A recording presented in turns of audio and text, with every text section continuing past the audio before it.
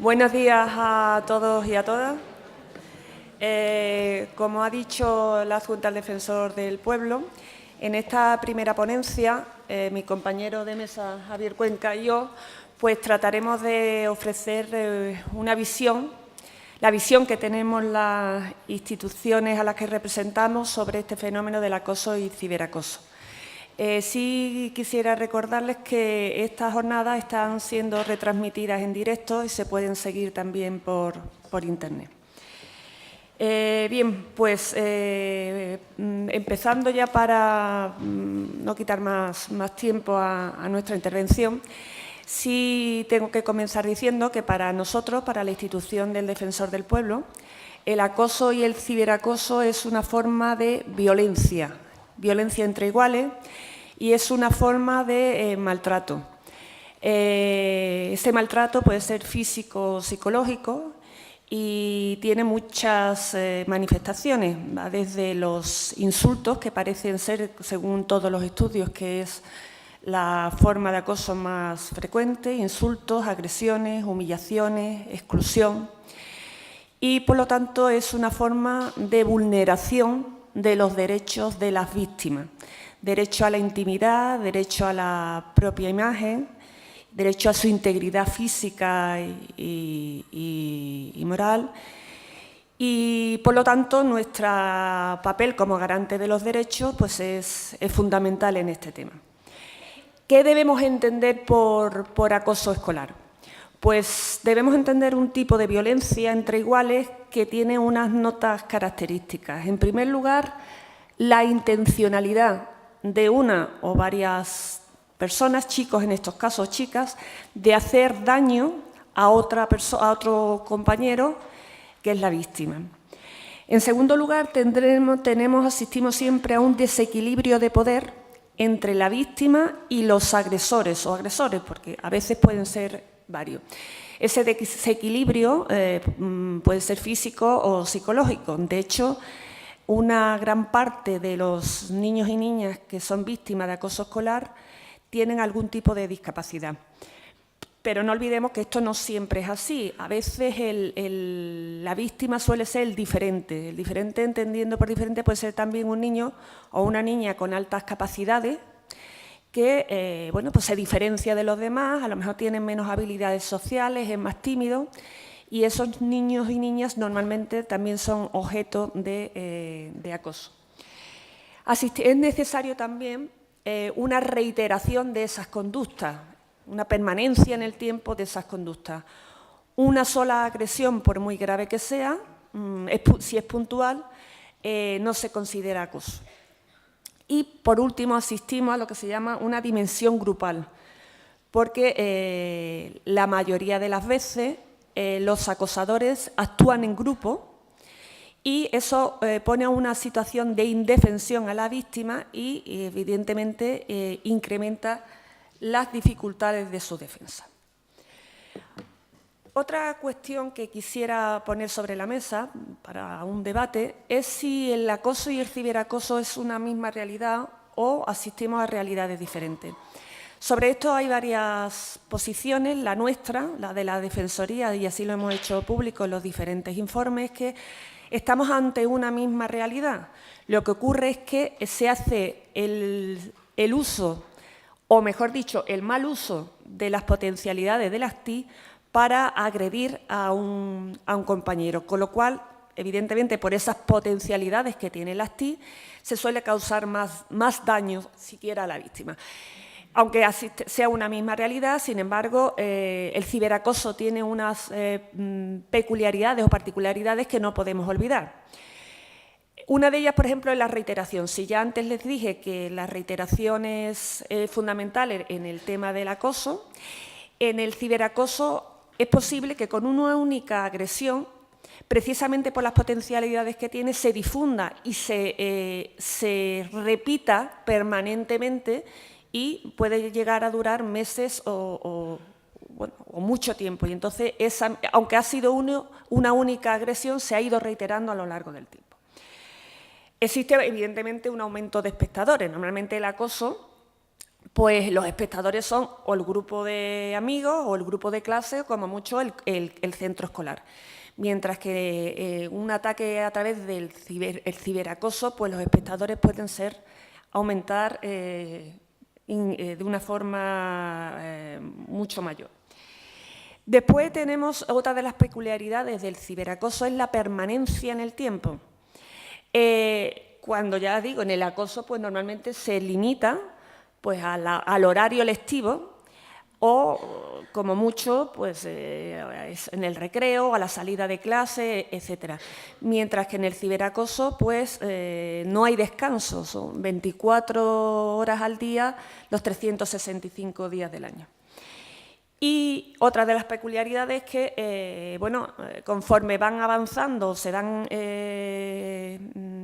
poniendo de moda nuevas técnicas, pues se van cambiando también los sistemas o las formas de acosar. Yo me acuerdo hace 8 o 10 años, la forma de ciberacoso típica era pues a través de Messenger o que le robaran a la víctima su clave. Y ahí hemos ido evolucionando. Hace como 4 o 5 años se puso de moda lo que se conoció como paliza feliz.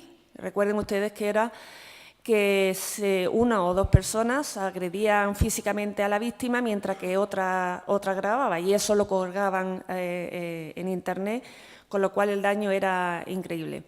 Ahora el acoso y el ciberacoso, bueno, pues tiene un mayor protagonismo en las redes sociales.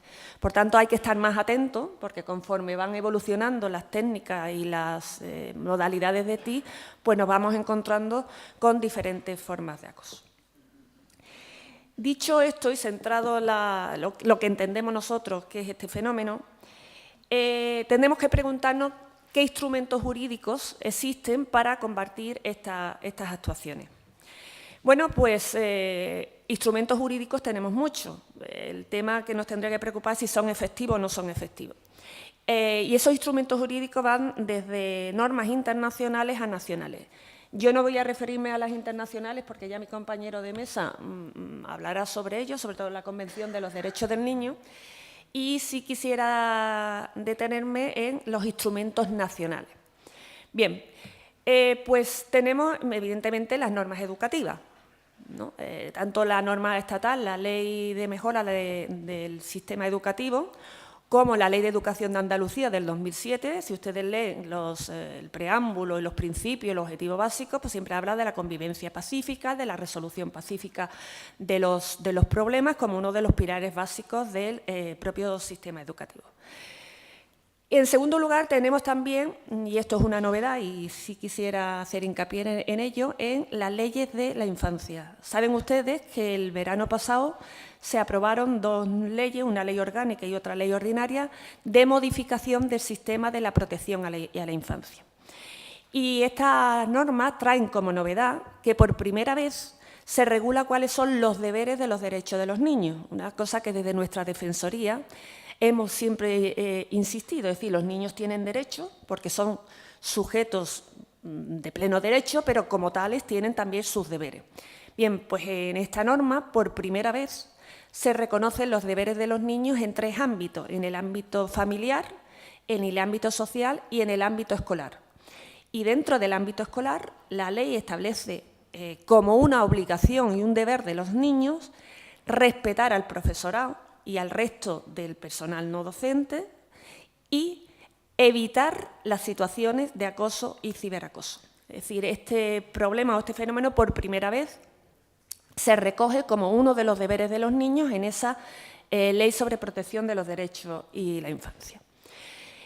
E incluso el propio Código Penal. Es decir, siempre nosotros hemos apostado, y así debe ser, en que las medidas que se adopten para evitar estas situaciones y para los agresores deben ser siempre reeducadoras y socializadoras. Eso está claro.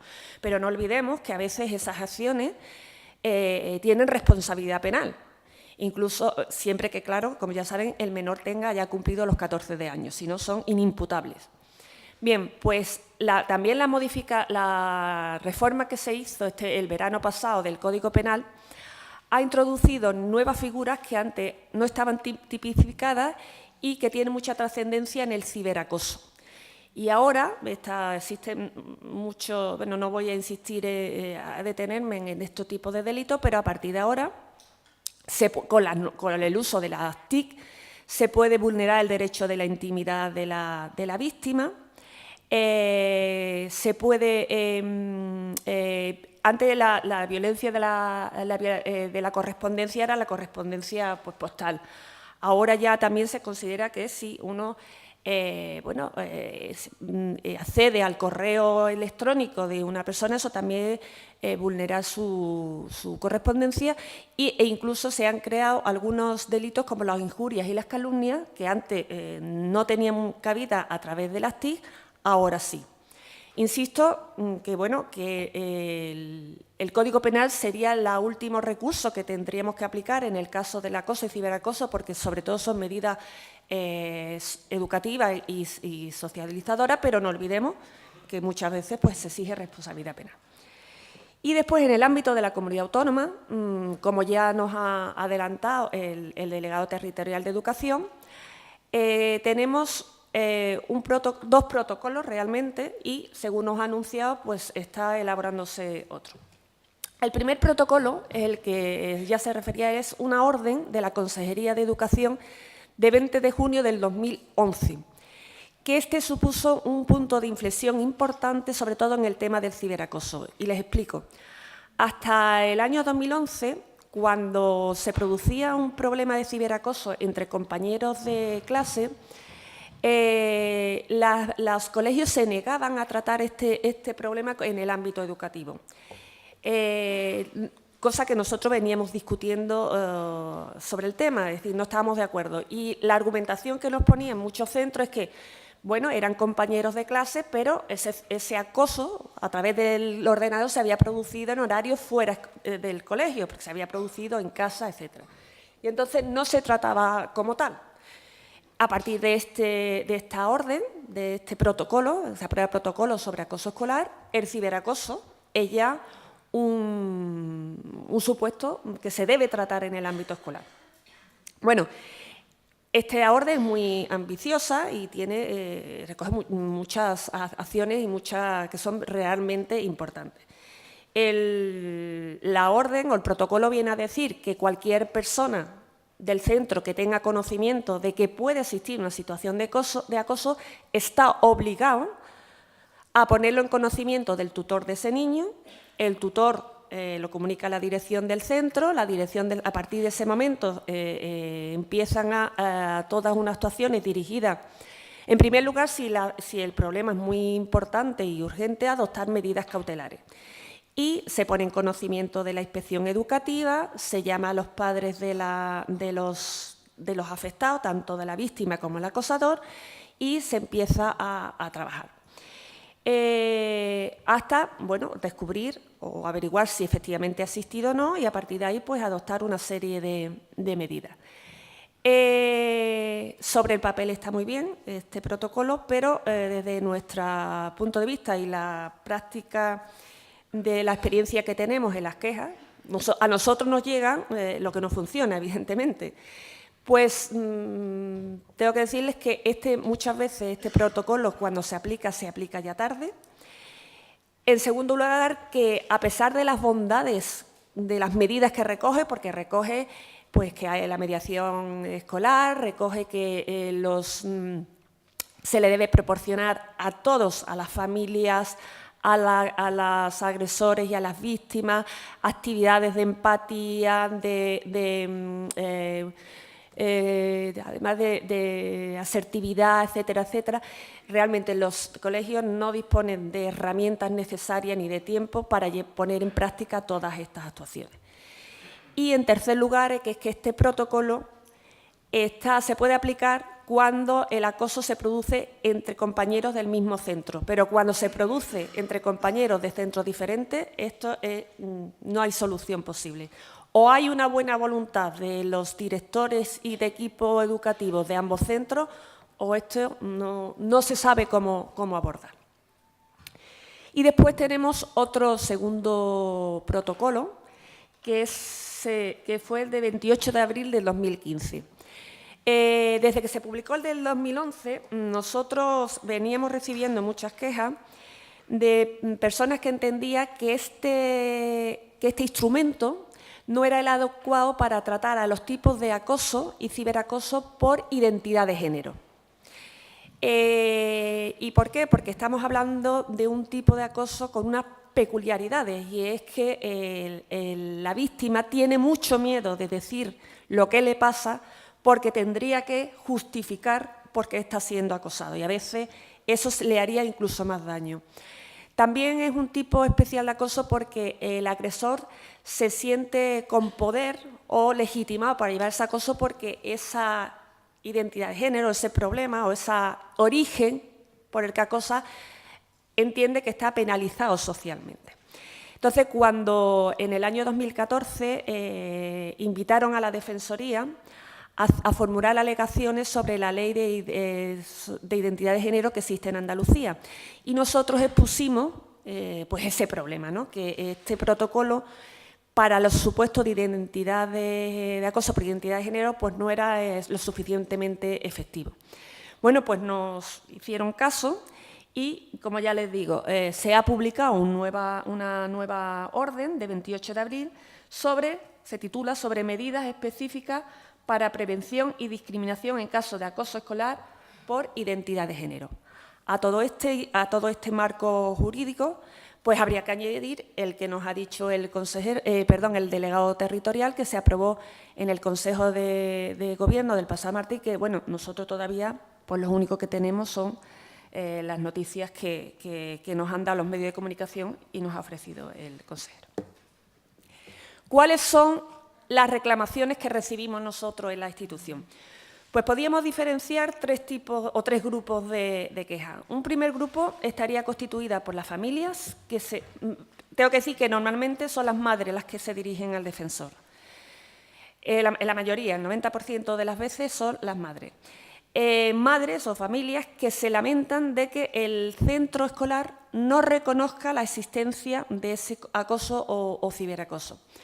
Nos vienen a decir que, bueno, que ellas empiezan a notar un comportamiento extraño en los niños, pues que no duermen, que están perdiendo peso, que han bajado el rendimiento escolar, eso siempre es fundamental, o una de las principales características, y que tienen un rechazo a ir al centro. Y que a pesar de que ellos lo manifiestan a la tutora o al tutor, pues el centro no está haciendo nada para reconocer esa situación. Después tendríamos un segundo grupo de quejas en las que se trata de familias en las que, una vez que se ha reconocido la existencia de ese acoso, ciberacoso, se muestran disconformes con las medidas que está adoptando el centro para poner término a esa situación. Bien porque considera que son muy lentas o porque no están dando los resultados previstos, sobre todo para el tema de la recuperación de la víctima. Y después tendríamos un tercer grupo, que estaría compuesto por aquellas quejas de madres también, de los agresores, que denuncian pues, que en ese procedimiento iniciado para investigar el acoso o ciberacoso no se ha respetado suficientemente la presunción de inocencia de sus hijos, o se muestran disconformes con la medida disciplinaria adoptada, que normalmente supone la expulsión del niño por un periodo de tiempo pues, más o menos largo o corto. Pero sobre todo lo que más nos preocupa en estas quejas es cuando los agresores son menores con problemas de trastornos de conducta. Bueno, no, aquí no es el foro para discutir este tema, pero todos los que se dedican al tema educativo saben los grandes retos a los que se deben enfrentar los profesionales cuando, bueno, tienen un menor con trastornos de conducta. Y lo que nos preocupa, evidentemente, es que la mayoría de las decisiones o soluciones que se abordan en este tema, pues siguen siendo sancionadoras. Y entonces, si ya les decía antes que la educación y la resocialización debe ser fundamental, en estos casos, pues todavía más. Sea como sea, la mayoría de las quejas se solucionan, y aquí tengo que hacer una crítica y lo llevamos poniendo de manifiesto en muchos foros. La mayoría de las quejas se solucionan con el traslado de la víctima a otro centro escolar. Esta situación es demandada muchas veces por la propia familia. Entienden que es la única vía para poner término a una situación que tanto daño está causando a sus hijos y a la propia dinámica familiar. Nosotros estamos en contra, evidentemente, de esta solución, porque supone una nueva daño a la víctima, que, aparte de la impotencia que siente o que no se ha defendido sus derechos, se ve obligada a cambiar de centro, a cambiar de profesorado o a cambiar de amigo. Yo les he puesto aquí cuáles son los efectos que producen en el acoso y ciberacoso en todos los actores que intervienen. Estas conclusiones están sacadas de nuestras propias quejas, pero si lo comparan con los diferentes estudios que existen sobre la materia, pues son prácticamente los mismos. En cuanto a la víctima, pues existen síntomas psicosomáticos, como son el dolor de estómago, pérdida de peso, mareo, fatiga, trastornos del sueño. Síntomas psicológicos, como son la ansiedad, la depresión, la baja autoestima, los cambios de comportamiento, rechazo al colegio, sentimiento de desesperación y, en los casos más graves, el suicidio. A todos tenemos en mente ahora mismo los dos últimos casos que tanta alarma social han creado, que se han producido los dos en la Comunidad de Madrid. Uno de ellos el año pasado, en la que una chica con discapacidad pues se quitó la vida supuestamente porque no podía soportar más el acoso al que estaba siendo sometida. Y el último, el más reciente, el caso de Diego, que, bueno, que se está discutiendo si realmente hubo esas situaciones de acoso. La familia, pues, depresión, desesperación muchas veces, e inseguridad.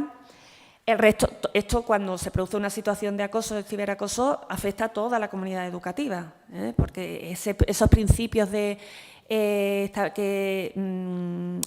una convivencia pacífica, etcétera, quedan pues vulnerados desde el momento que existe esa situación de acoso.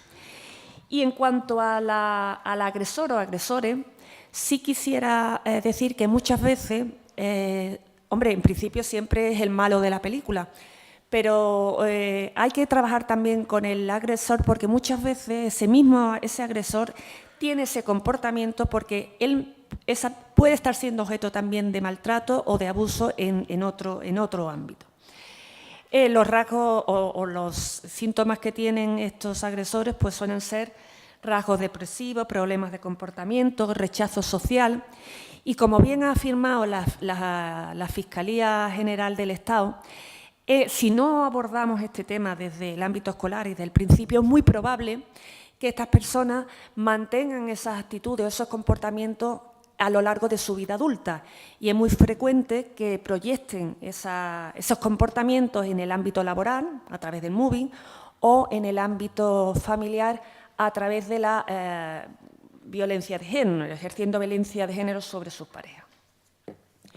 No quiero extenderme más para no restar tiempo a mi compañero de mesa, que nos tiene que hablar de los datos y del estudio. Y sí quería dejar sobre la mesa algunos retos, existen muchos más, pero desde nuestro punto de vista de la Defensoría, algunos retos a los que tenemos que enfrentarnos. En primer lugar, es conocer realmente la dimensión y los datos sobre el acoso escolar. Hasta ahora no existen unos estudios globales que nos indiquen cuál es la verdadera dimensión del problema, y es fundamental. Ni podemos sobredimensionarlos ni minimizarlos. Tenemos que saber exactamente cuántos son, cuál es el alcance que tiene, porque solamente de ese modo podremos adoptar medidas acordes y justas con este fenómeno. Y no tenemos estudios globales, es decir, existen muchos, el último ha sido el informe Cisneros, ahora Save the Children nos ha presentado otro. El problema es que utilizan metodologías diferentes, ámbitos territoriales diferentes o incluso etapas educativas diferentes. Entonces, digo que lo primero que tenemos que hacer es conocer la realidad del problema. No es una tarea fácil, porque nuestra experiencia es que son los propios centros escolares los que a veces se resisten a comunicar la existencia de ese acoso, por lo que ello puede suponer de quedar señalado o de desprestigio. Entonces, no es una tarea fácil.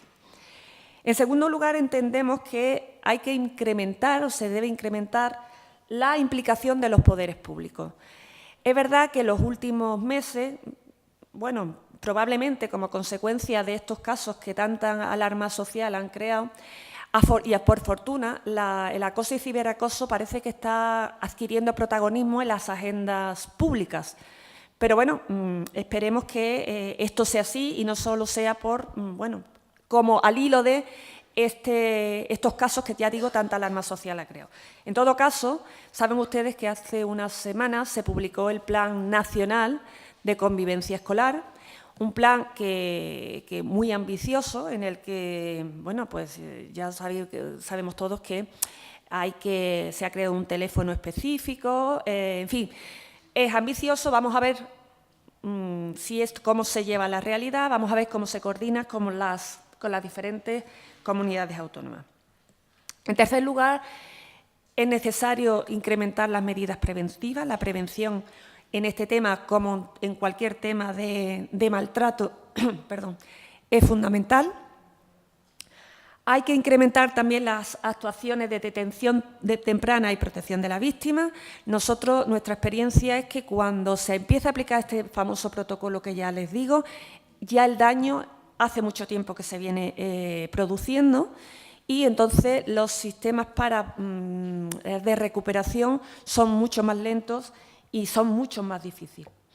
Hay que formar a los profesionales, a la familia y a los niños. Los profesionales educativos no están formados en esta materia. Es decir, si ustedes ven todo el grado de magisterio, pues no existe una formación específica en esto, tampoco en muchos de los másteres, y creemos que es fundamental. También a las familias y al propio niño, porque el niño tiene que saber, la niña, que lo que le está pasando es acoso, y poder comunicarlo y ponerlo, decirlo a sus padres, a su familia. Sería injusto decir que no hay ahora mismo protocolos, que hay guías para padres, etcétera, etcétera, pero la experiencia es que esto todavía no es suficiente.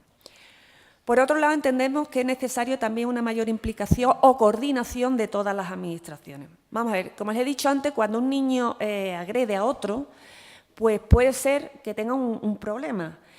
Y lo mismo ocurre con la víctima. Y ese problema, y con esos síntomas que le digo, lo normal es que, aparte del ámbito educativo, pues esté tratado por el pediatra o el médico de salud. O es probable que alguno de esos niños tenga un problema de salud mental. Todos tienen que estar coordinados. El colegio y el tutor debe saber cómo se está tratando en el ámbito educativo y viceversa. Y en ese sentido es necesario esa coordinación, en la que, por supuesto, tiene un papel fundamental la familia, entre todas las administraciones que están interviniendo con ese niño o ante esta situación. Por otro lado, hay que potenciar la figura de la mediación y el alumno tutor.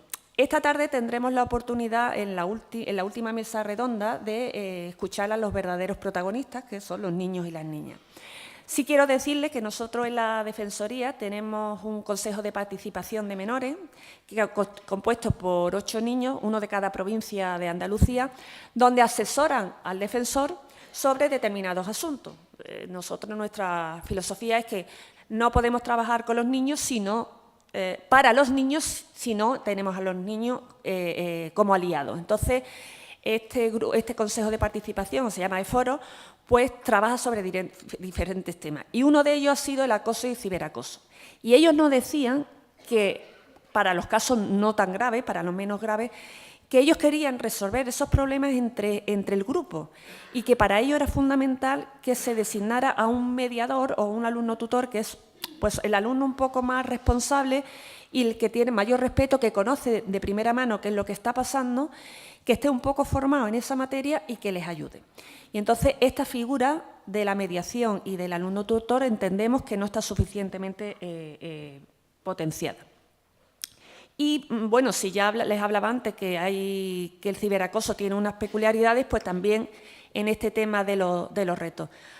Hay que hacer un uso responsable de los TIC, como ya nos dijo esta mañana Esteban Romero. Estamos en una época totalmente diferente a las nuestras. Estos niños son nativos digitales y hay que bueno, pues enseñarles ese uso responsable sin miedo, porque sabemos que tenemos una brecha digital entre los jóvenes y los adultos, porque no llegamos todavía a manejar estas herramientas, pero el uso responsable es fundamental. Es decir, hay que saber que un niño cuando manda un WhatsApp o cuando usa un ordenador para insultar a otro, pues eso causa daño y puede haber incluso responsabilidad penal.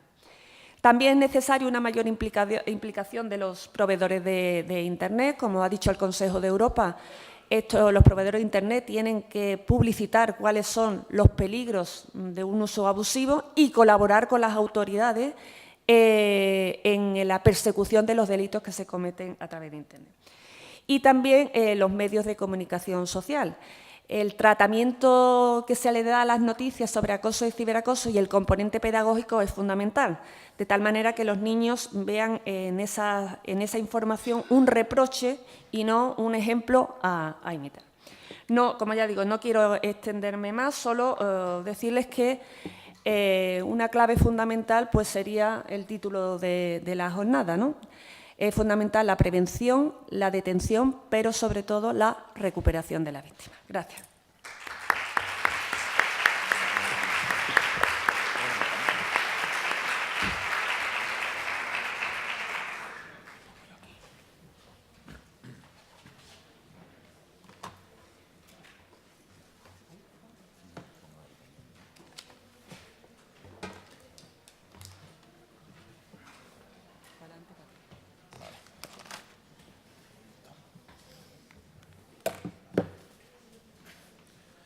Bueno, gracias, Maite. Buenos días y muchas gracias por acompañarnos hoy en esta jornada. Yo voy a continuar la exposición un poco en la línea de Maite, complementando un poco, y la estructura va a ser, en principio, contextualizar el fenómeno de acoso escolar y ciberacoso como una forma de violencia contra la infancia, como la entendemos desde Save the Children. Me parece importante ir desde lo global y desde lo macro, ¿no? hasta lo micro, y después pues, voy a hacer una breve presentación del informe que como ya se ha comentado, pues, precisamente a las 10 de la mañana están presentando en Madrid, ¿no? Entonces, simultáneamente vais a tener la oportunidad de conocer un poco las pinceladas más gruesas y deciros que a partir de hoy está en la web. Entonces, bueno, podéis entrar y probablemente esté en la primera, cuando entréis supongo que estará en portada, ¿no? Empiezo con una frase que compartimos, ¿no? Y que creo que todo el mundo tiene claro, que el acoso escolar es una forma de violencia y que no es cosa de niños. ¿Eso qué implica? Implica que realmente encontramos, cada vez menos, pero se encuentra, ¿no?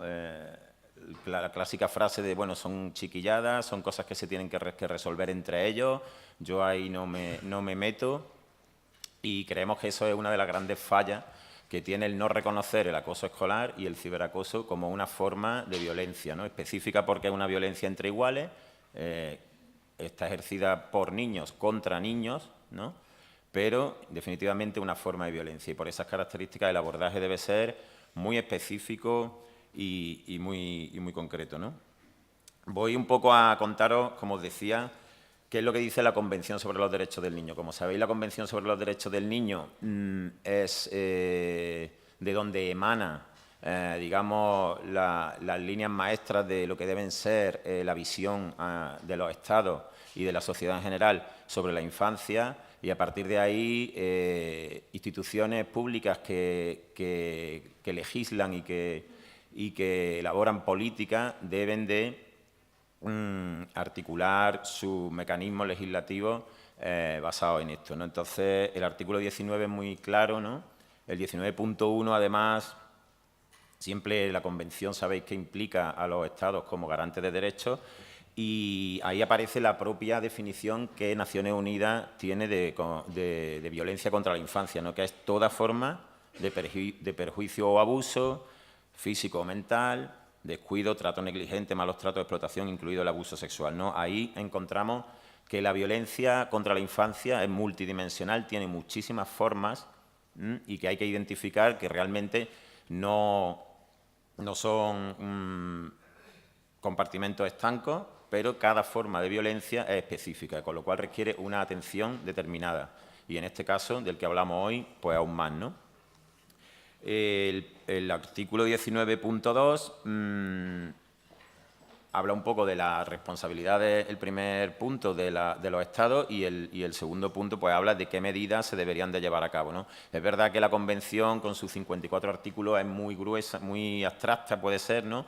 Pero es muy fácil con una voluntad política poder bajar todos estos artículos y toda la filosofía de los artículos al campo legislativo y al campo de elaborar medidas y elaborar planes y estrategias, ¿no? Y como veis, pues se habla de prevención, se habla de programas sociales, se habla de intervención judicial en caso de que proceda y se habla de la responsabilidad de los diferentes garantes, ¿no?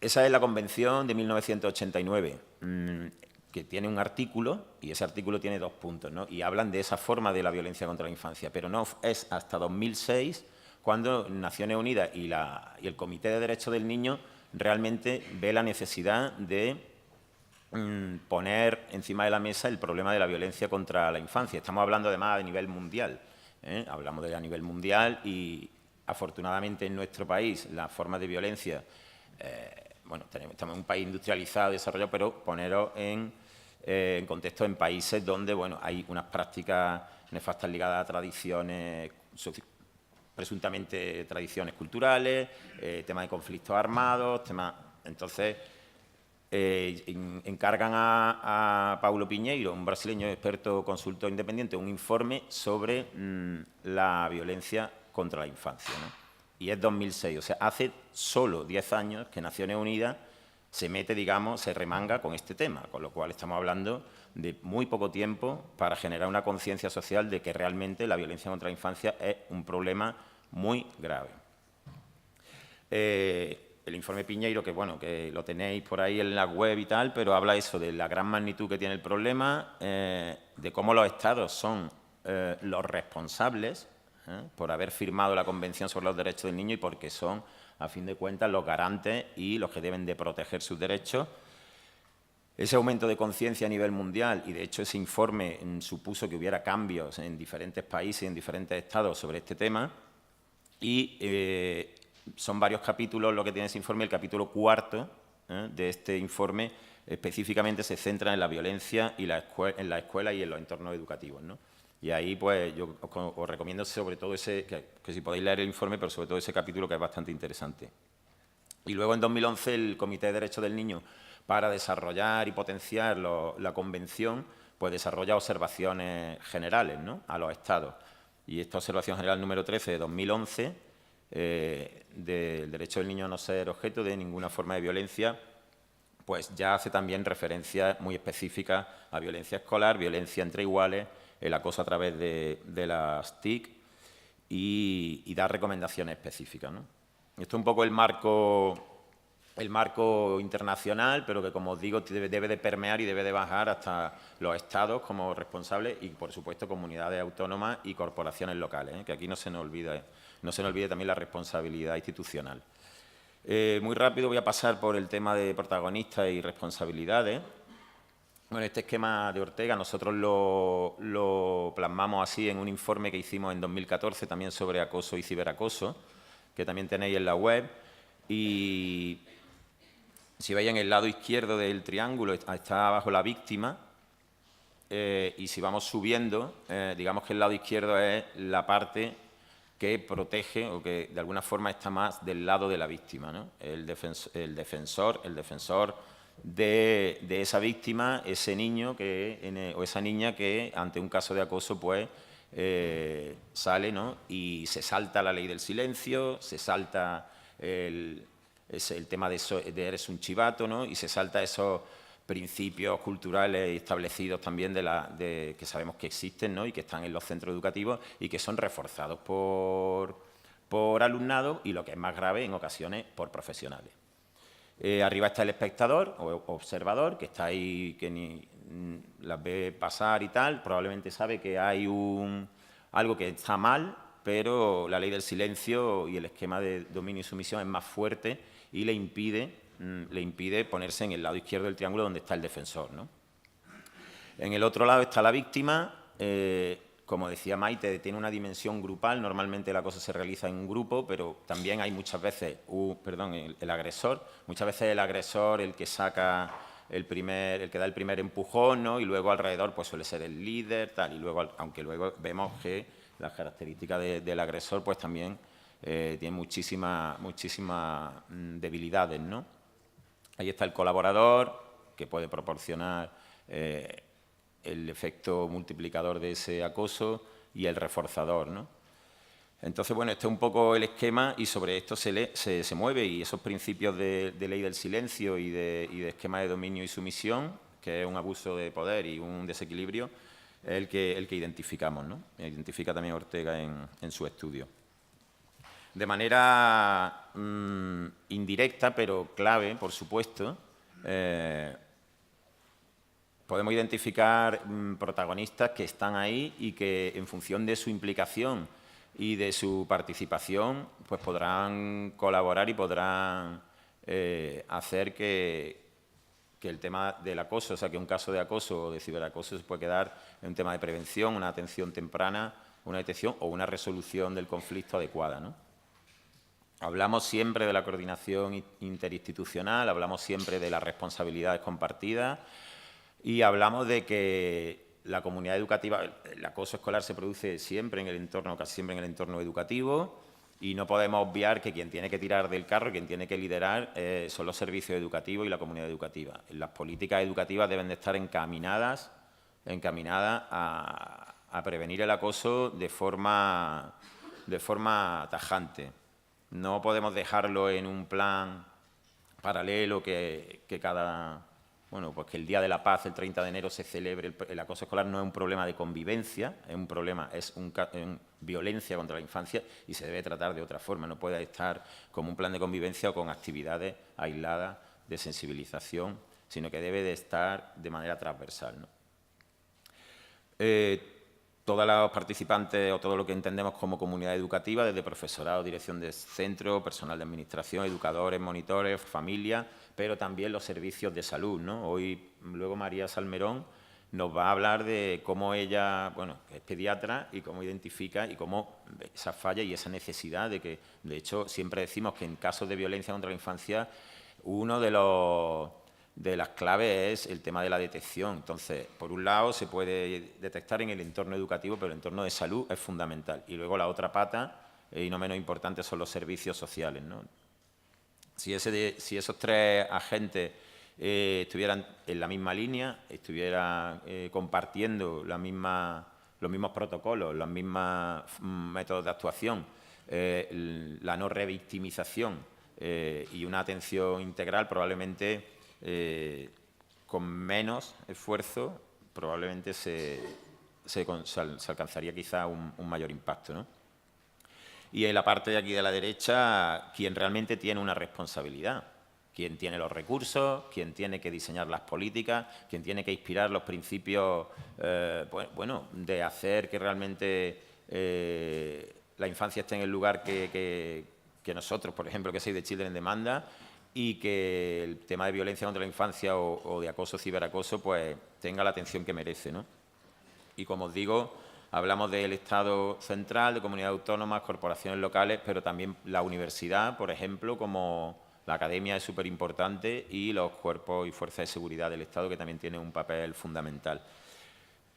Sobre todo corresponde a los que legislan y al Estado, pues diseñar y proporcionar herramientas. O sea, esas políticas luego tienen que bajar a planes y luego tienen que bajar a herramientas y que permitan, como decía Maite, ¿no? Hay un protocolo, pero si no se puede aplicar, no se sabe aplicar, o no hay tiempo para aplicarlo, o no hay recursos destinados a eso, pues entonces se queda en papel mojado, ¿no?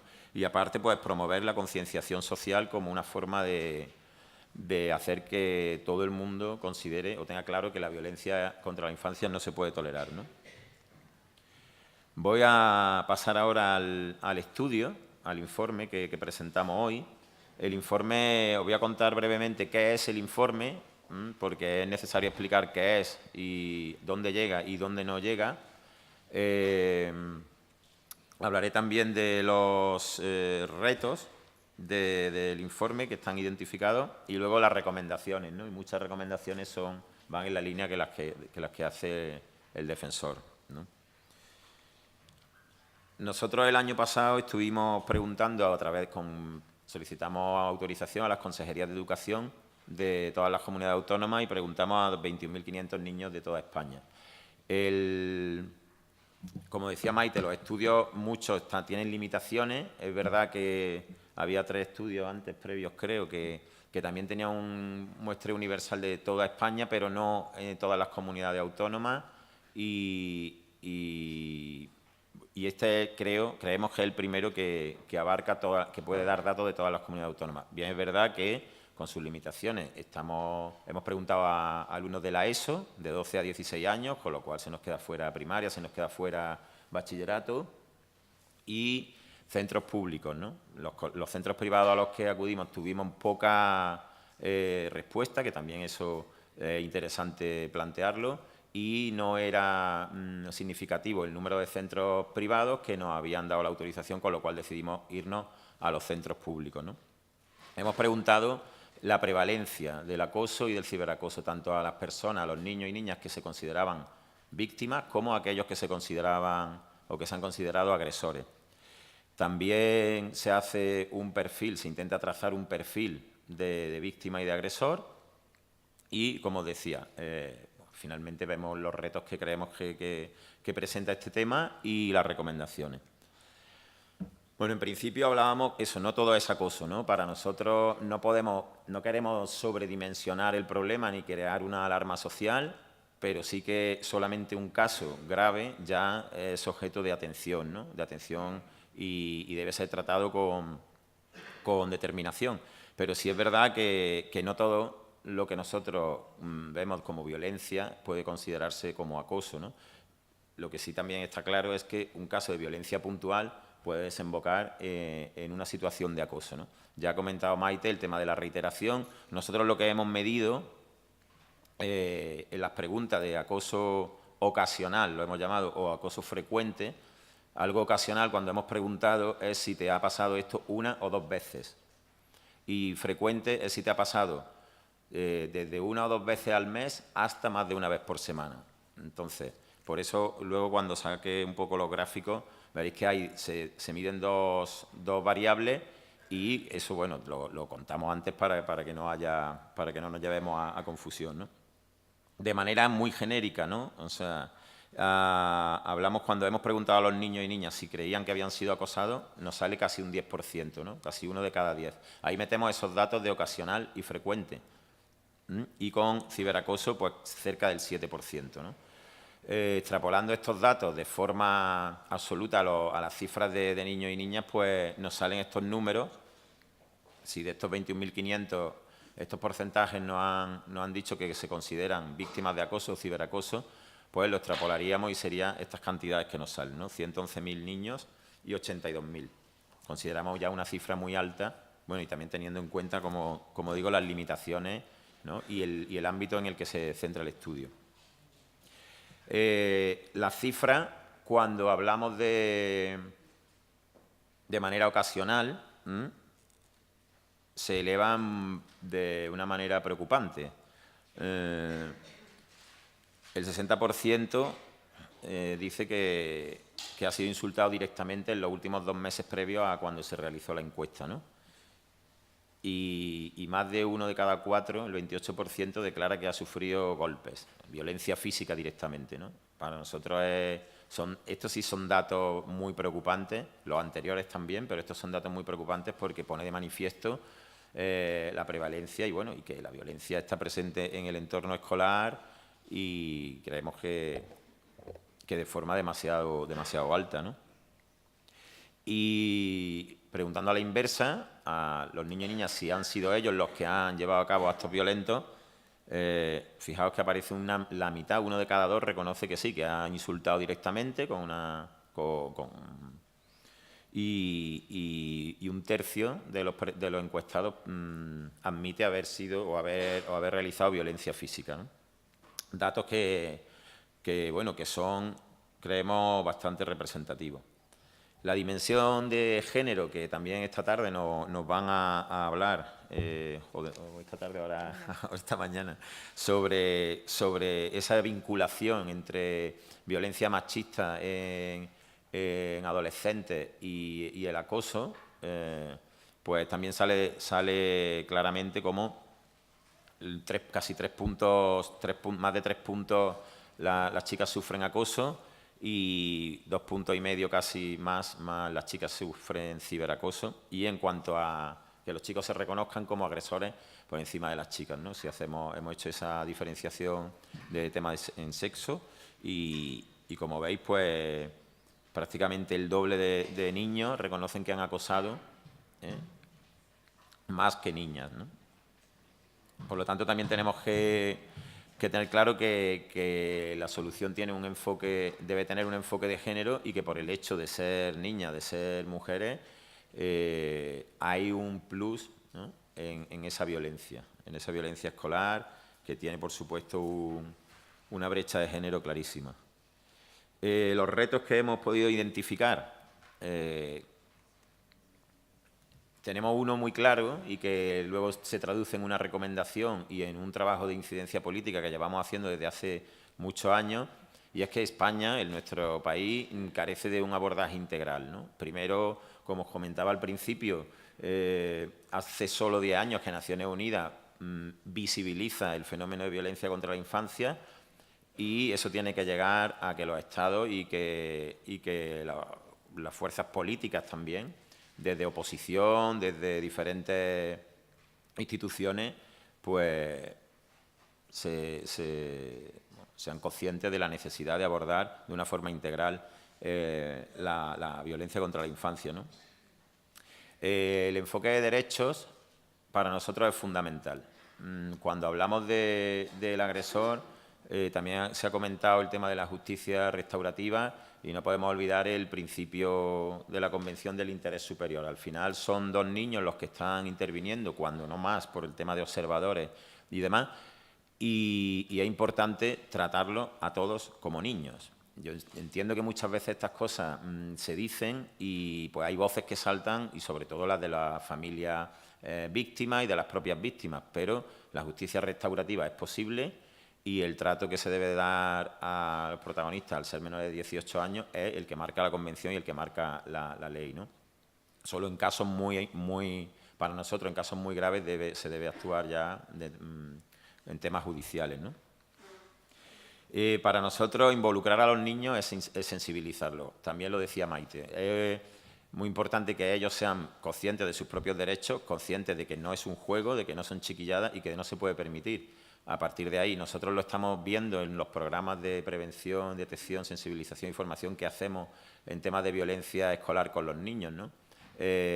Un trabajo de sensibilización y de concienciación ahí va a prevenir, de hecho es que va a cortar de raíz muchas situaciones que si no se trabajara desde ese enfoque, pues podrían o seguramente terminarían siendo casos de acoso, ¿no? También lo ha comentado Maite, esas características específicas que hacen que el ciberacoso sea más grave y que quizás por esa rapidez de las redes sociales y quizás porque nosotros no tenemos ese concepto que aquí introducimos, que bueno, lo ha tratado un autor que ahora mismo no recuerdo, pero aparece en el informe, el uso responsable de las TRIC. ¿Qué son las TRIC? Las TRIC, al componente tecnología, información y comunicación, se le añade esa R que se refiere a la relación. Esa interacción y esa dimensión relacional que tienen los niños y los adolescentes en la red está... Bueno, muchos de los que estamos implicados en estos temas podemos conocerlo, pero sí que es verdad que ahí se da un mundo virtual y en ese mundo virtual, cuando hablamos de TRIC, hablamos de la necesidad de que ese mundo virtual tenga los mismos valores que tiene el mundo real, ¿no? Y la inmediatez de una red social, la inmediatez de las TRIC, pues hace que el tema del ciberacoso, como también se ha comentado, se expanda con mucha más rapidez, ¿no? Por supuesto, es un reto la implicación de comunidad educativa y otros ámbitos, como hemos comentado antes, la cultura preventiva y los datos. Volvemos a decirlo, nosotros podemos hacer un informe con las limitaciones y con los recursos que tenemos como una organización social.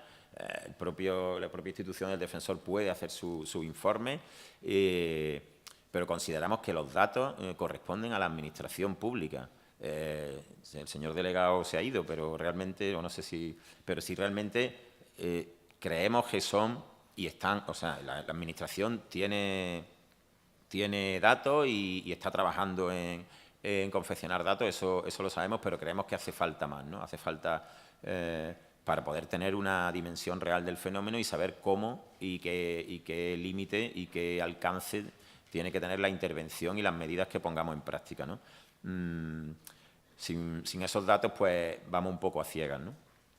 Y, por supuesto, un compromiso político, que es lo que demandamos las organizaciones como Save the Children, de que se tenga en cuenta este tema.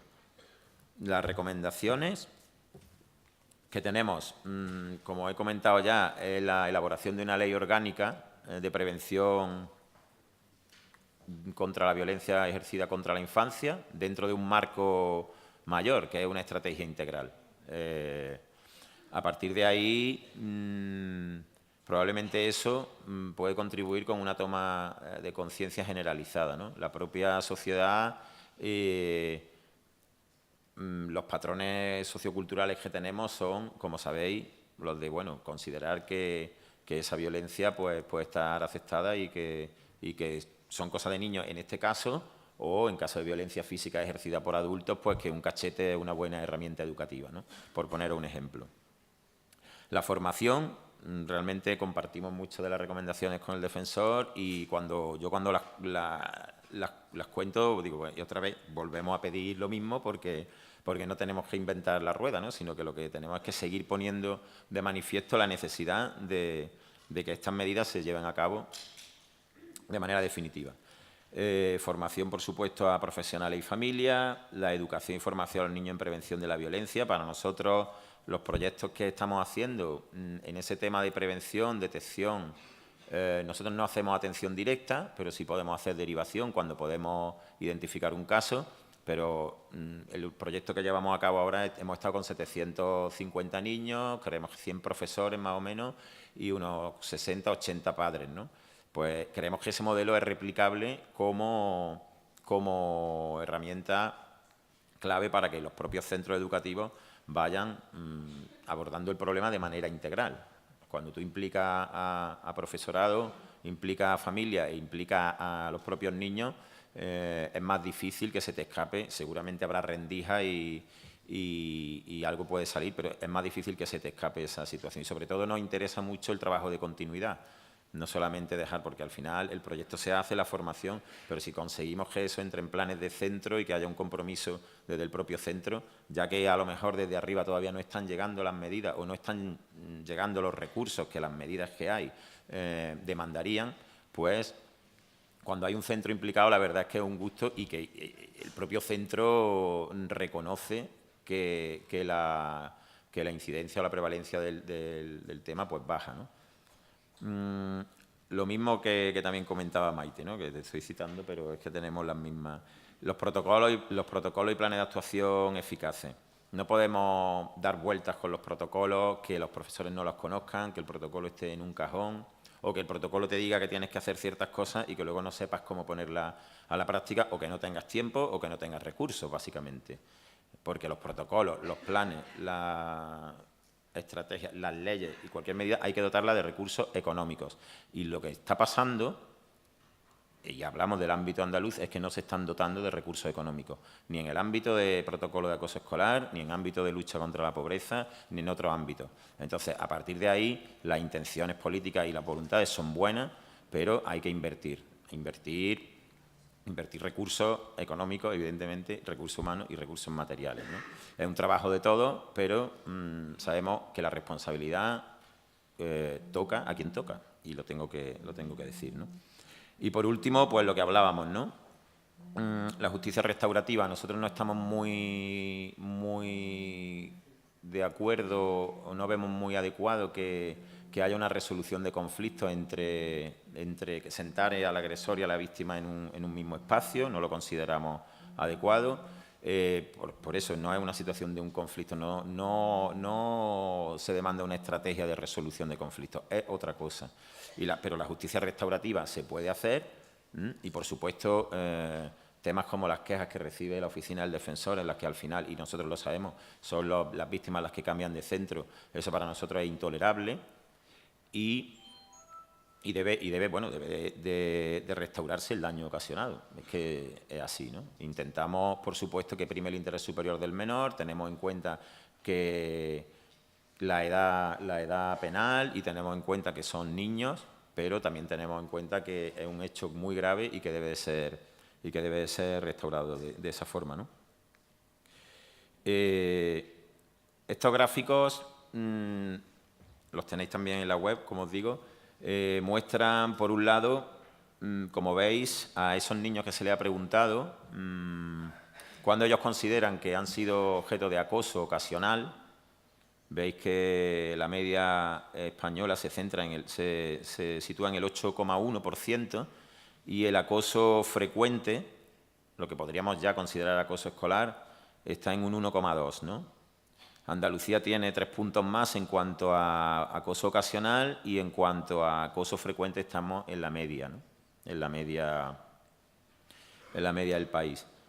En ciberacoso ocasional, aquí tendríamos que hablar mucho si consideramos que el ciberacoso es ocasional o no, ¿no? También lo ha comentado antes Maite, la huella digital, una sola agresión digital o cibernética o en la red se queda ahí, en la huella digital creo que se llama, ¿no? Se queda ahí y puede ser repetida y compartida y demás, con lo cual ahí es donde también tenemos que estar atentos, ¿no? Y bueno, salen las cifras que veis respecto a nuestra comunidad autónoma por encima de la media y en lo que hablamos en un ciberacoso frecuente está un poquito por debajo, ¿no? Y los niños y niñas que declaran haber sido víctimas de ambos tipos de violencia, porque el ciberacoso, o sea, hay una relación muy clara, ¿no?, entre ambos fenómenos, pues ahí tenéis un poco cómo nuestra comunidad autónoma está por encima. También tengo que decir que el informe acaba aquí y realmente no hemos ido más allá y no sabemos por qué. Hemos analizado los protocolos, hemos analizado las herramientas legislativas que hay en cada comunidad autónoma y, como habitualmente, pues Andalucía no sale mal parada. Tiene su herramienta y tiene sus instrumentos. No hemos analizado, y es una de nuestras líneas de investigación que vamos a continuar a partir de ya, por qué salen estas cifras, ¿no? Pero bueno, está claro que yo he contado la dimensión y la limitación del estudio, ese número de niños, esa franja de edad y un estudio serio, y las cifras son las que tenemos, ¿no? Yo creo que termino y bueno, si tenéis alguna pregunta, no sé si y el informe lo tenéis, como os digo, en la web. Así que muchas gracias por vuestra atención.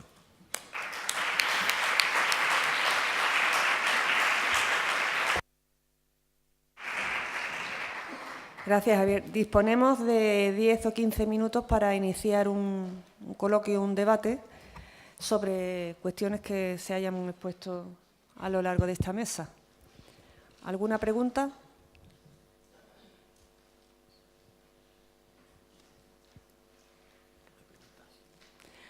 Si no hay preguntas, pues pasamos directamente a... ¿Así? No sabía si había en streaming alguna. ¿Por streaming hay alguna?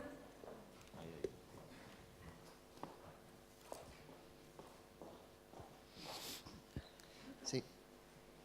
Hola, buenos días. Me gustaría preguntar si en el estudio, porque no nos ha dado tiempo a identificarlo, ¿hay algún cruce respecto de género de la prevalencia, chicos contra chicas, chicas contra chicas? Porque yo creo que es algo que queda que Sí. queda siempre un poco en el aire, ¿no? Sí, sí, está. Lo que pasa es que yo no quería tampoco extenderme mucho. Yo he puesto, digamos, los 3 gráficos que aparecen al principio y que son como más, digamos, los titulares, ¿no? Luego, como he dicho, sí, en la diapositiva que os he contado un poco de que los chicos son más agresores que las chicas. ¿Perdón? Eso no aparece. Vale, ¿contra quién? Sí, no, pero creo, o sea, estoy casi seguro, pero bueno, ya lo podréis ver, que no hemos preguntado si un chico ha agredido a un chico o a una chica, o si una chica ha agredido a un chico o a una chica. A eso te refieres, ¿no? Sí, quizá hubiera sido interesante introducir esa variable, pero creo que no la introducimos. Nada. ¿Alguna otra pregunta?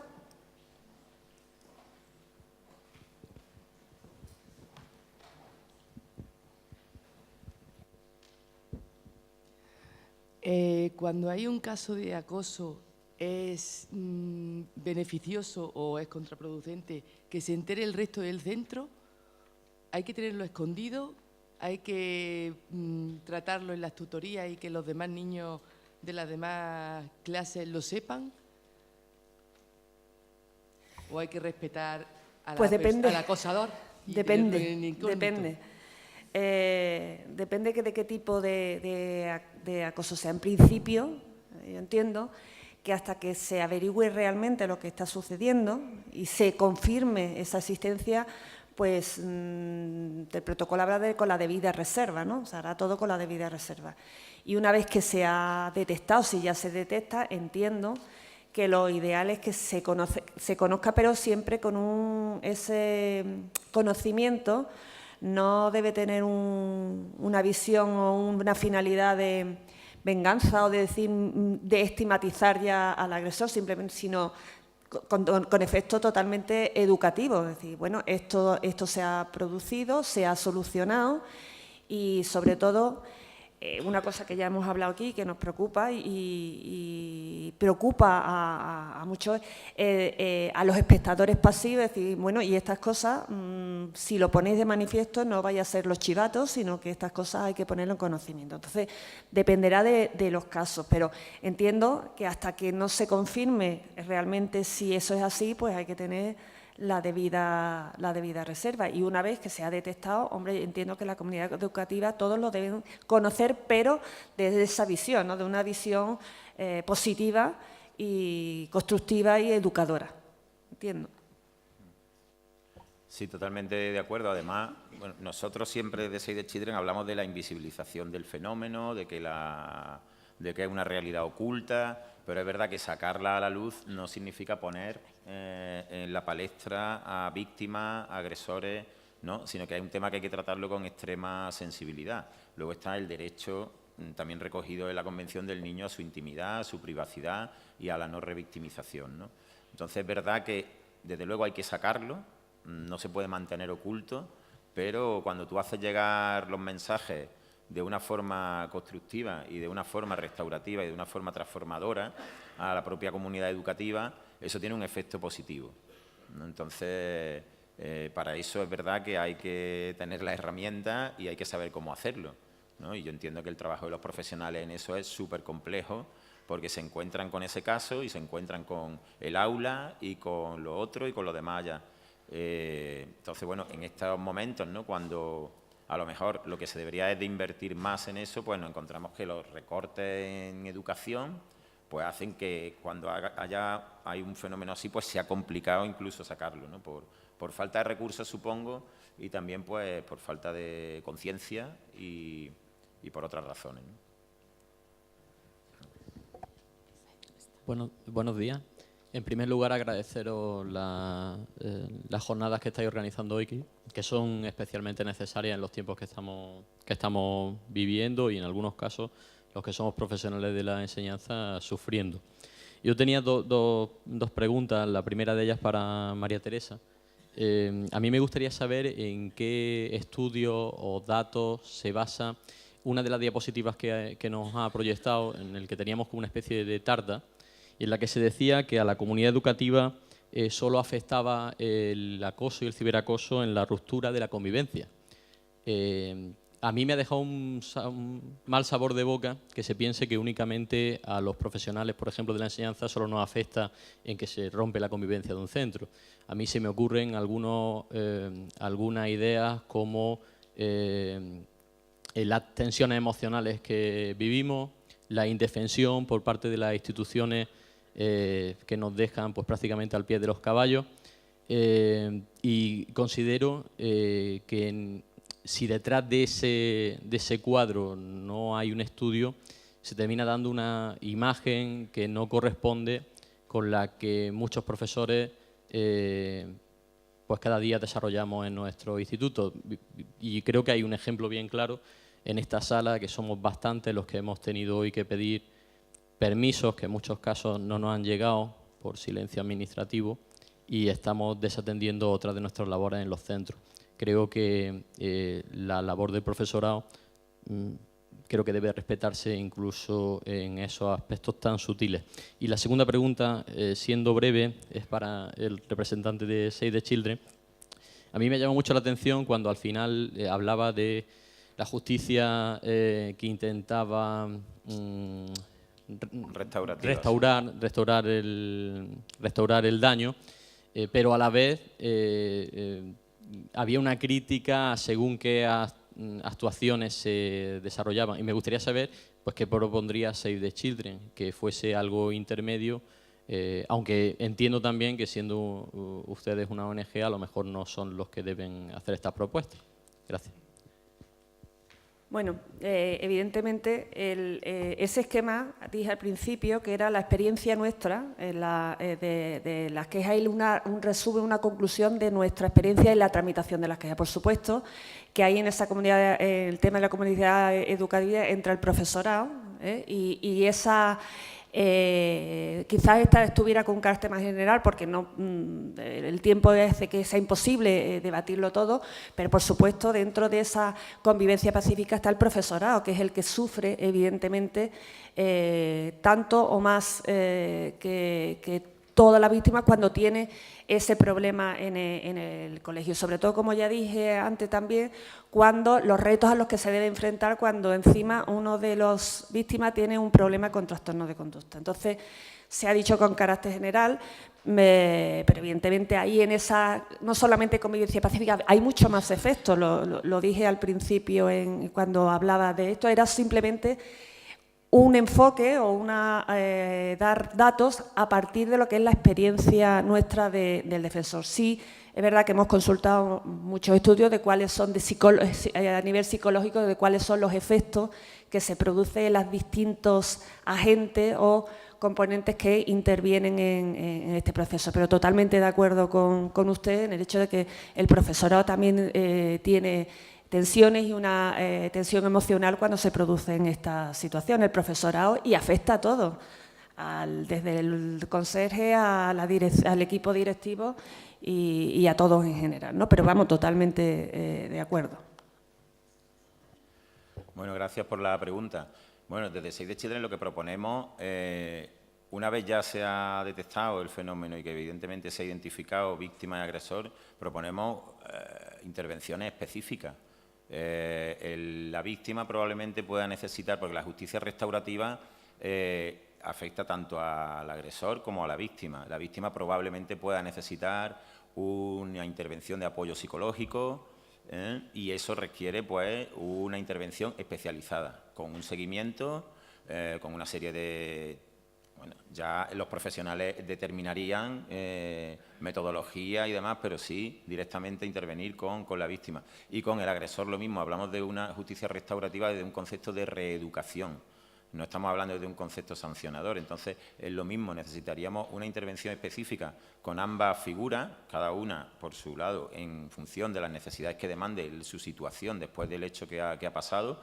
Y claro, no...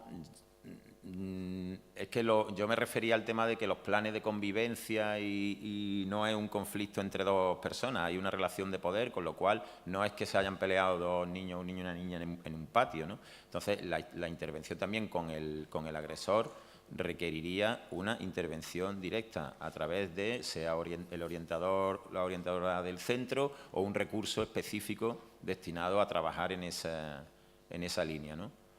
Proponemos un poco que esa asignación de recursos y que cada caso se trate caso por caso y que se determinen las medidas pues, para que al final, porque lo que pretende también la justicia restaurativa es no solamente que ese niño no vuelva a cometer eso, sino que se vuelva, digamos, entre comillas, entenderme, a reintegrar, ¿no?, en su entorno de manera pacífica y que no vuelva a suceder esos casos, ¿no? No sé si te he respondido. Hola, buenos días. Muchísimas gracias por la mesa. Ha sido un placer escucharos. Yo no quiero alargarme porque voy a cometer el riesgo de pisar mi ponencia, ¿no? Pero creo que es muy importante que sí dejamos algunas cosas claras porque, además, habiendo tantos docentes en la sala, creo que es súper importante. A ver, evidentemente, cuando hay un caso de acoso escolar, no podemos revictimizar. Pero es que todo el centro se entera, aunque no queramos. Es inevitable. Porque al final es un pueblo. Entonces, es verdad que hay que tratar con máximo respeto, pero no solo la víctima, también el agresor tiene todo el derecho a la intimidad, pero evidentemente tenemos que cuidar a los cuidadores. Todas las personas que en algún momento de nuestra vida nos enfrentamos al maltrato, y yo desgraciadamente lo hago de diario en mi consulta, la sensación de impotencia frente a las instituciones, pero frente a tu cuidado emocional. O sea, al final te lo llevas a casa, aunque no quieras. Entonces, ¿cómo no vamos a trabajar con la comunidad educativa? Es que no nos queda otra. Necesitamos sensibilizarla, necesitamos apoyarla, necesitamos ayudarla, porque si no, ¿de qué estamos hablando? Entonces, cuando se detecta un caso de acoso y hay un poco de la justicia restaurativa, creo que es súper importante que se busque el perdón. Por supuesto que hay que trabajar con el acoso, con el acosador o con el agresor, con la víctima y con los observadores, por supuesto. Y hay que llevar al psicólogo a los dos. A los observadores y a los agresores. Detrás de un agresor muchas veces hay una vida muy dura. Es la punta del iceberg de muchas cosas que están pasando debajo. ¿El agresor es un agresor o una víctima de otras cosas? Es una víctima de un mundo adulto en el que no respetamos a los niños. Entonces, evidentemente, habrá que tratarlo con total respeto ante todas las víctimas, pero tendremos que buscar el perdón, al final los tenemos que sentar en una mesa. Si una víctima no ha recibido por parte del agresor su arrepentimiento y su perdón, ¿qué le estamos enseñando a los niños? A lo mejor no hay que enfrentarlos, hay que darles tiempo a que cada uno consiga su camino, pero los tenemos que sentar, evidentemente que los tenemos que sentar. Son niños, pero no son tontos. Y tenemos que respetarlos y tenemos que ayudarles. Y en eso estamos todos los adultos, todos los profesionales, todos los padres. Y la concienciación y la educación es fundamental a todos, a todos. Y mi respeto a los docentes.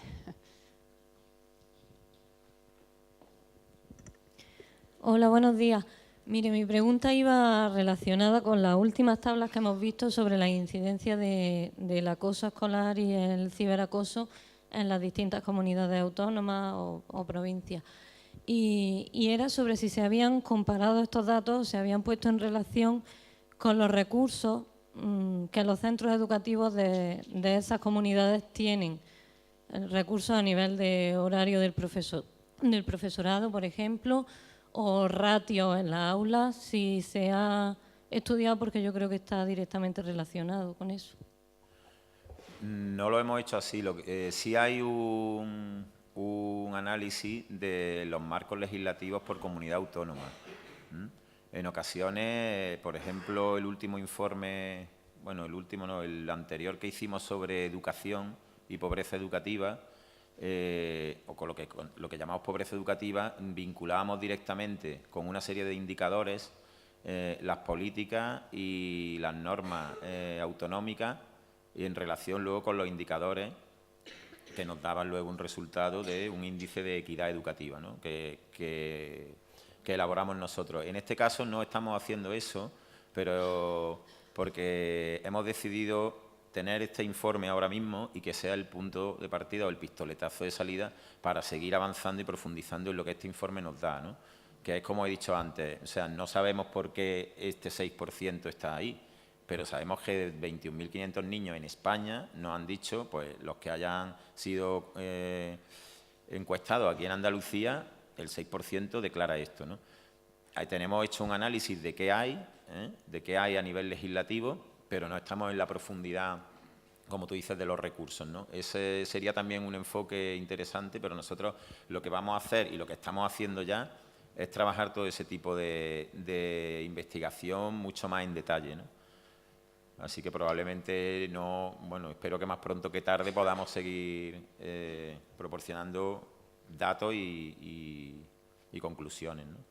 Es que continúo un poco con lo que quería comentar, es que cuando antes han señalado, ¿no?, que los protocolos muchas veces están ahí pero se desconocen, se inician tarde, ¿no?, se ponen en marcha tarde. Tenemos que tener un poco en cuenta también que debido a nuestras condiciones laborales, a la cada vez mayor masificación, ¿no?, de las aulas, a la subida del número de horas, a que no solo existe este protocolo, sino que también, por ejemplo, está el de detección de necesidades educativas especiales o desatención de los niños por parte de la familia. En fin, muchos otros que claro, que ya no es solo, o creo que no solo responde, ¿no?, al interés o a la atención por parte del profesorado, sino a muchos otros factores. Yo, por ejemplo, he estado en la dirección de un centro durante muchos años y he puesto en marcha varios protocolos de este tipo.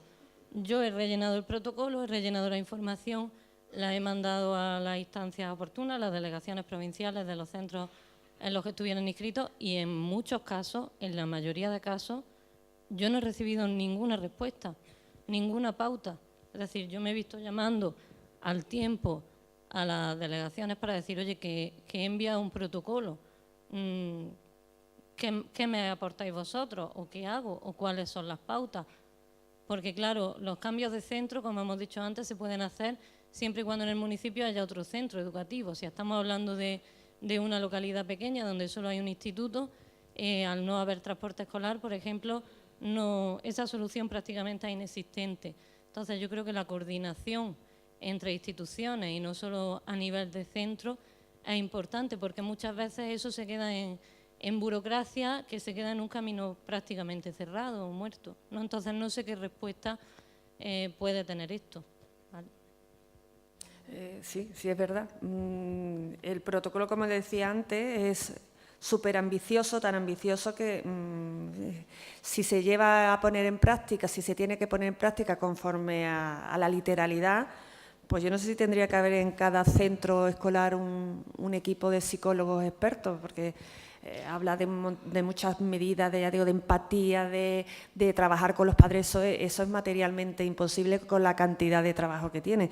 Y es verdad que muchas veces los colegios, pues a nosotros nos llaman directores de los centros y dicen que no sabemos qué hacer, que no tenemos capacidad suficiente para llevar a cabo estas actividades. O sea, que totalmente reconocido.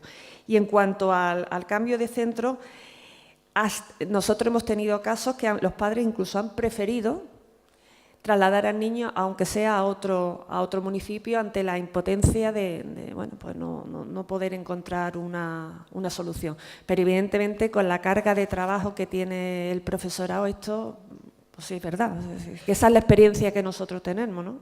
Que es imposible llevarlo a cabo en unas condiciones las que serían deseables, ¿no? Por falta de tiempo y a veces que ya no, desde hace un par de años no, pero al principio de la puesta en práctica de esta norma, los 2 primeros años nos llamaban a nosotros, la Defensoría, para preguntarnos cómo actuar o cómo aplicar el protocolo, porque no se había informado a los centros ni a los profesorados suficientemente.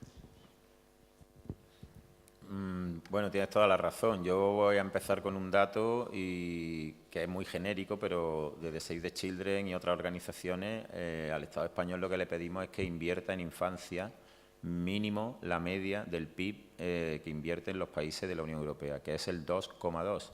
España está invirtiendo en políticas de infancia directa el 1,4. Estamos 0,8 puntos por debajo de la inversión que debería de tener, por lo menos en la media. ¿Eso qué quiero decir? Pues quiero decir que programas como el que he comentado antes que nosotros hacemos, nos encontramos, en la gran mayoría es que los profesores, los profesionales, manifiestan no tener tiempo. Entonces, en momentos donde realmente hay que dedicar un esfuerzo mayor a este tipo de cosas, lo que estamos viendo es que está habiendo más recortes, ¿no? Entonces, nosotros trabajamos con la Administración y siempre estamos con la misma, ¿no? O sea, que sí que sabemos que tenéis el compromiso. Por ejemplo, Andalucía, en temas de legislación de infancia, es pionera en muchas cosas, pero luego planes y medidas, como os digo, muchas veces se quedan ahí. Entonces, y luego bajando eso al plano de la experiencia de un proyecto en el que hay profesorado, los mínimos son los que nos encontramos que a lo mejor pueden dar o pueden mirar para otro lado, que también hay, ¿eh? Y también encontramos centros que no quieren a lo mejor o no ven oportuno sacar ese caso porque pueda suponer una mancha porque tiene que quedar registrado en Seneca y puede ser una mancha para tal, y los riesgos, los miedos de la dirección a que esto se le vaya de las manos, pero bueno, es un tema que hay que afrontar, ¿no? Entonces yo considero, y desde Save the Children luego consideramos que los profesionales y sobre todo los profesores es clave, pero que si en estos momentos, por la situación, pues lo que has comentado, ¿no?, de las condiciones laborales son las que son, pues que es verdad que es mucho más complicado, ¿no?, poder contar. Deberían de existir recursos específicos destinados para esto, ¿no? Hola, buenos días. Felicitar ante todo la ponencia aquí. Quisiera hacer una pregunta. ¿Se han tenido en cuenta los indicadores de raza o etnia en el estudio, en el informe? Pues mira, me has pillado, pero creo que no. Es que es muy interesante Creo que no. porque estamos en una sociedad multicultural donde todavía la cuestión de etnia o raza incide en la cultura, diferentes culturas. Todavía en España es un poco, está un poco, yo creo que es pionera todavía, no es muy nuevo eso y todavía no está muy arraigado en las familias. El tema, no en todas, no voy a generalizar, pero sí creo que, por ejemplo, puede ser que en Andalucía el indicador sea más alto quizás por la emigración temporal, ¿no? Cuando acuden los padres a trabajar a Andalucía, por ejemplo, por cuestiones de agrícola, para trabajo agrícola y todo eso, los niños tienen que estar escolarizados. Y esos niños llegan al colegio, son extraños, se tienen que integrar, supongo, y creo que también puede ser un indicador de...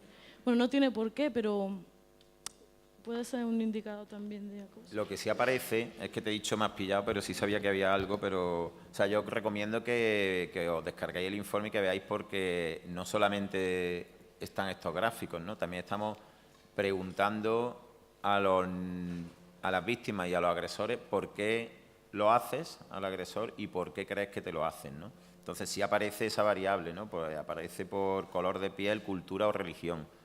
O sea, entonces ahí los chicos y chicas que declaran que han sido acosados, pues sí que identifican ese motivo, ¿no? Y los agresores igual.